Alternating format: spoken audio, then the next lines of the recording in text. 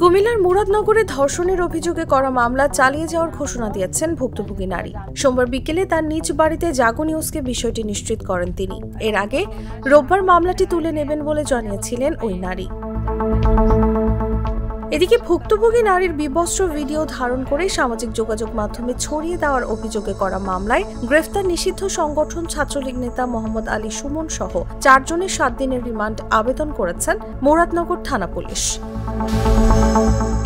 ভুক্তভোগী নারী জাগো নিউজকে বলেন, বাহেরচর গ্রামের আবুল কালাম ও মুকুল আমাকে বলেছে মামলা তুলে নিতে, তাহলে দেশটা শান্তি হবে, না হলে আসামিরা জামিনে আসবে।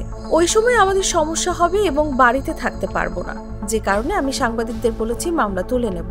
আমাকে ভুল বোঝানো হয়েছে, আমি অপরাধীদের দৃষ্টান্তমূলক শাস্তির দাবি জানাচ্ছি।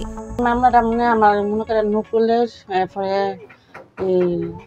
আবুলে তারা বলছে যে মামলাটা তুলে নিলে দেশটা শান্তি হইব, আর যদি মামলা যদি না তুলস তাইলে এটা জামিন লইব, জামিন লইলে পরে খেতাম তগেও ফেরাইব, খেতাম তোরা খেতাম পরে থাকতে পারবি না। এ বিষয়ে কুমিল্লার অতিরিক্ত পুলিশ সুপার AKM কামরুজ্জামান বলেন, ভুক্তভোগী নারীর করা পর্নোগ্রাফি নিয়ন্ত্রণ মামলায় ছাত্রলীগ নেতা সুমন সহ 4 আসামির 7 দিন করে রিমান্ড আবেদন করা হয়েছে।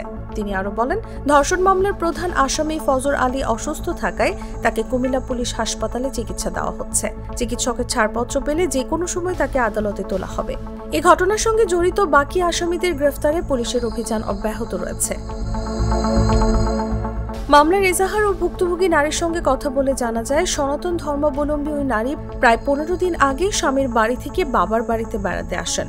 বৃহস্পতিবার রাতে বাবার বাড়ির পাশে পূজা হচ্ছিল, পরিবারের সদস্যরা সেখানে গিয়েছিলেন। এ সময় তিনি বাড়িতে একা ছিলেন। আনুমানিক 10টার দিকে ফজর আলী নামের এক ব্যক্তি তার বাবার বাড়ি গিয়ে ঘরের দরজা খুলতে বলেন।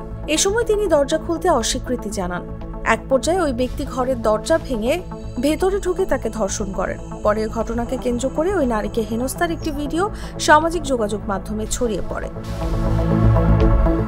এ ঘটনায় শুক্রবার মূল অভিযুক্ত ফজর আলীকে আসামি করে মুরাদনগর থানায় ধর্ষণ মামলা করেন ভুক্তভোগী নারী। এরপর অভিযানে নেমে রাজধানী সহ জেলার বিভিন্ন স্থান থেকে প্রধান অভিযুক্ত ফজর আলী সহ 5 জনকে গ্রেফতার করে police.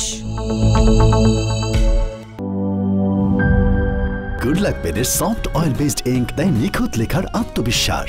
Good luck pen, make your lakh.